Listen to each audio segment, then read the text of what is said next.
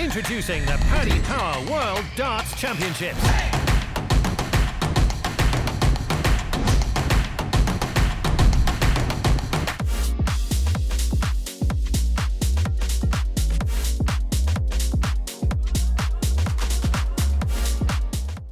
Welcome back to Online Darts. We're here for the Dazzler in Neaton. We've got MVG. Michael, World Championship preparation well underway?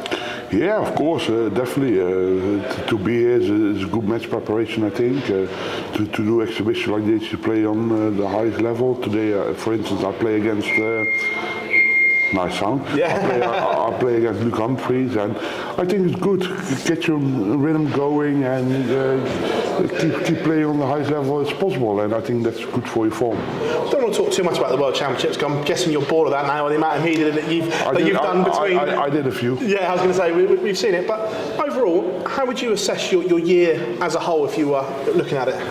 I think you asked me this before. It's a bit of a roller coaster, I think. It's I had a lot of ups, but also a lot of downs. So finals I shouldn't lost, but that's the way how darts goes, unfortunately, and you have to deal with it. But you have to make sure you stand up at the right moments. And with the World Championship ahead, your focus has to be at that tournament, and that's the only thing you can do for yourself. Off the hockey, it's been a bit of a strange 18 months for you. Obviously, you had the operation on your wrist and your surgery on your jaw and teeth, and so away from the hockey, it's been a bit of a traumatic 18 months. Yeah, definitely. I had a lot in that.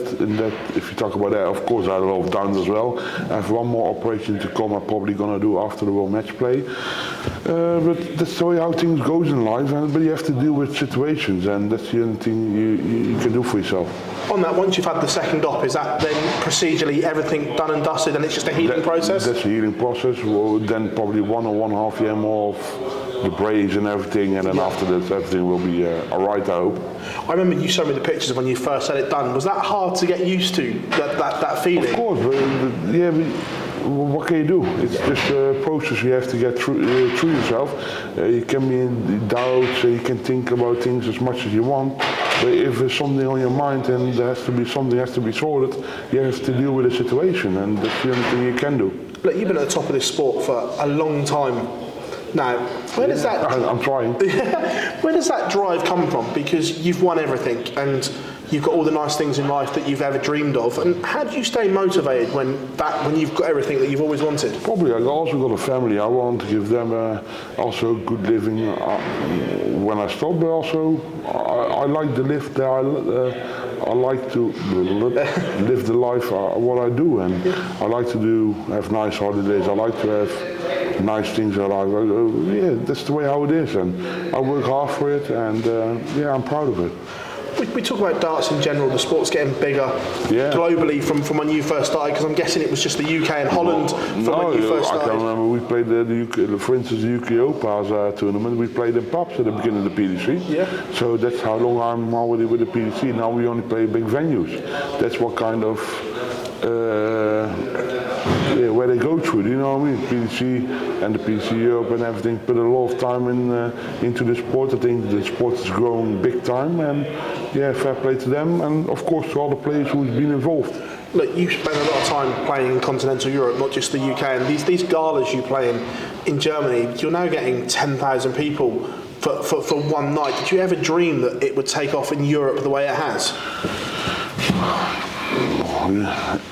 Apparently it's, people like it, they love it, they love to see us, they love to see us perform, and the only thing I can do is play as good as possible, and wherever comes on my path is a tournament, exhibition, I want to play well in. That's the way I am. Where would you like to see the sport grow next? Because we've seen a big boom in Australia and America. Where would you like to see the next darts boom? Next darts boom? I think more towards a little bit warm countries like the Spain and the Italy. You know what I mean? That would be nice, but I think that takes a lot of time. Look, soft tip's huge in Asia as a market. Would you like to see still tip They never played soft tip against me. I smashed them. Did you actually enjoy a bit of soft tip darts? I like it. I used to play competition soft tip. I can play. I've been in Japan before for a bit of soft tip. But do you think that still tip can ever break into those markets in Japan? It would be nice, but it took snooker 10 years to get off the market. Do you know what I mean? In China, so never say never. I think the PDC is clever enough to make the right decisions.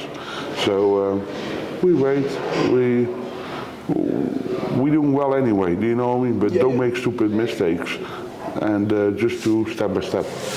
You played in Madison Square Garden, you played in some fabulous venues, but what's the next step for darts? Because it's not big enough to sell out huge arenas like other sports, but it's getting bigger than maybe just your 3,000-4,000 seater arenas. But what's the next progression, do you think, in terms of where we try and sell tickets and venue sizes? I don't think you will ever go to venues of 70, 80,000 people. That's never going to happen, in my opinion. Yeah. If they do, fair play, thumbs up. Andrew Gilling, thumbs up. I think if you get countries like Italy, like Spain, Greece, whatsoever, to have a few thousand people as well, I think that's the next step. Of course, China, but we've not been in China for a few years now, so I don't know if they still have an eye on that market, but we see how it goes. On that, it's interesting you touch on that, because it's a lot of things we see on social media that darts fans are saying the World Series has got a bit stale. We've gone to the same countries and the same venues year after year. Not me. No, but you know, but fans are saying the World Series need to lift and things like. Do you feel that, because you do all these World Series events? I think Canada could be a nice step forward. Canada for a World Series event, but also probably back to the far east, I think. That's my opinion, but we see how it goes. I'm now this year in January go for the first time to Bahrain myself, in between my holidays. I fly over for a few days. So I just do what comes on my path, and I can't do anything more, is it?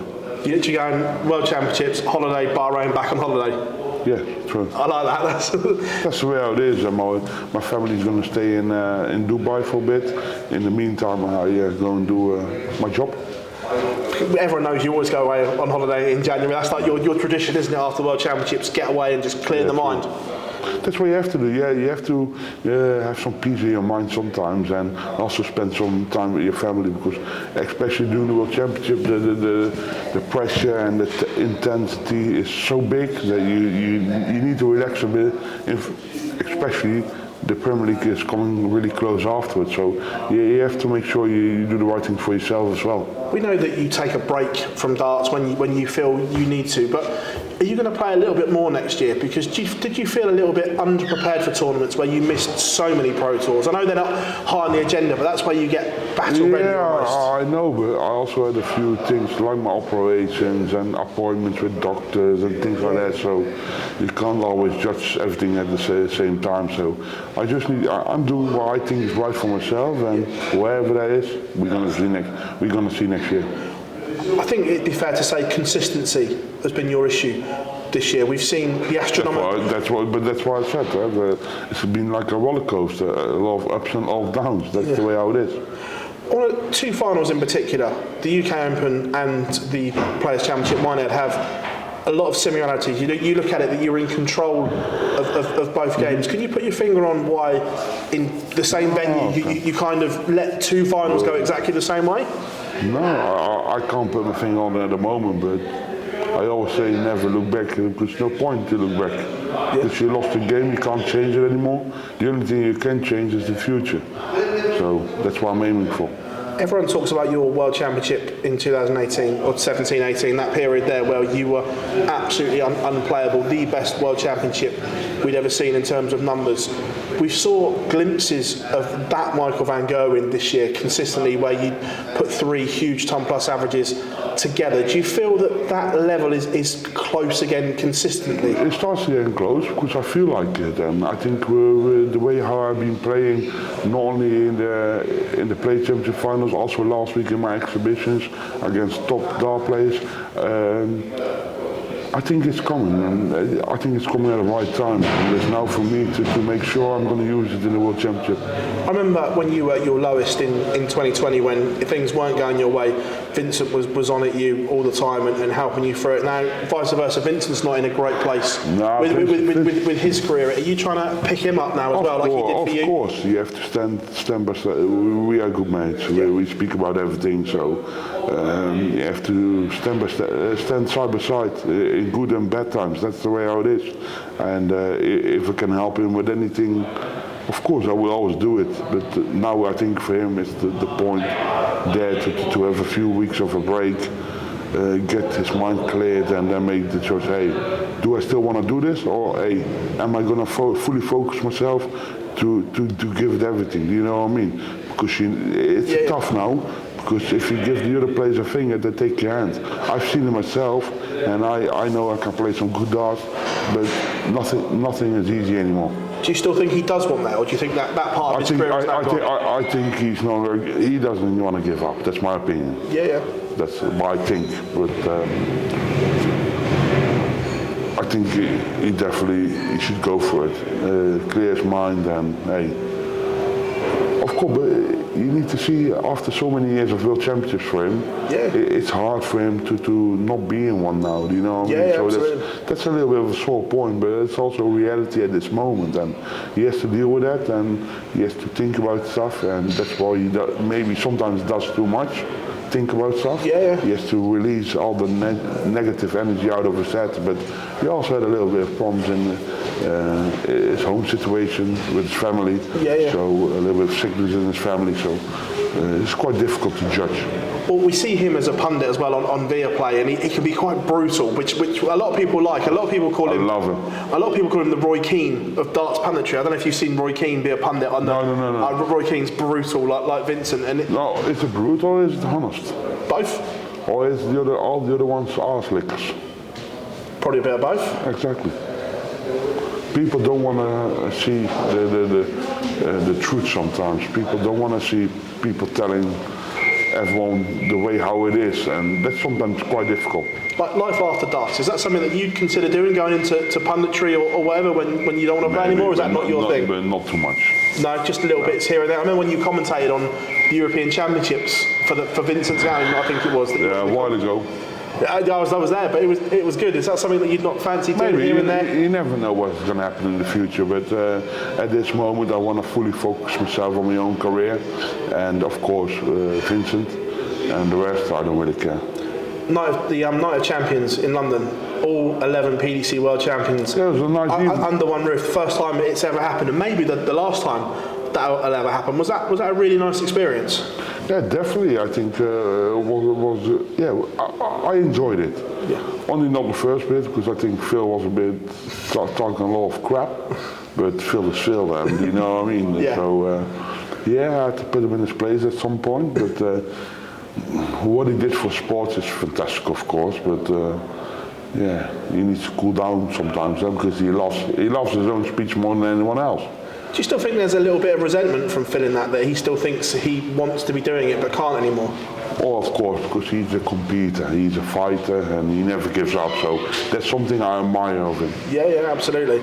But just on that one night, to have every PDC World Champion there, for a fan watching it, it was a privilege to see you all. It was a privilege for me to be there as well, to see everyone, to speak, and I like doing it, and maybe we're going to do it in the future. Who knows? I've got to say, the banter between you and Gary was the best I've seen it in ages. It was like 2015, 16, 17 again, where you two had that little bit of banter on the stage between you. Yeah, but me and Gary, we go a long time back as well, since probably BDO time. So that was good. It was good. It was good to see there, to see everyone. It was good to sit there. I think it was a good show. It was a different side of all of us.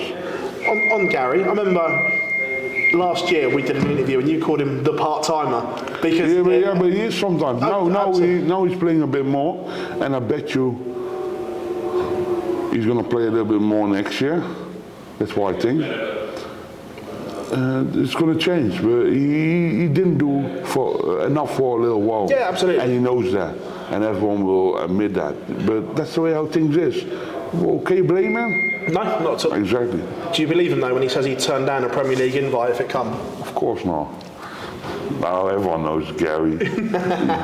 On that one, he would definitely take it. Michael, it's a pleasure just picking your brain on stuff away from a PDC environment, and we wish you all the very best, Alexandra. Thank you very much. Introducing the Paddy Power World Darts Championships.